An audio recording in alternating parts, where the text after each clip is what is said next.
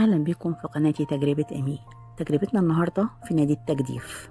نادي التجديف ده موجود في السويس في بور توفيق. هنخش مع بعض قاعة إنلان. إنلان دي قاعة للجيمز للكبار والصغيرين.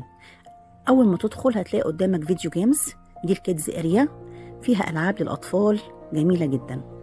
هتخش يمينك هتلاقي صالة البولينج، فيها ترابيزات بلياردو وفيها بلاي ستيشن.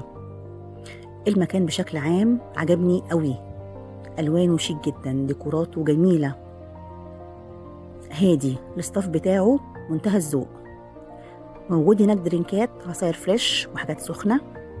الأسعار جميلة مش عالية، وفي كمان عروض على الجيمز حلوة قوي، عروض بلياردو وبولينج وبلاي ستيشن.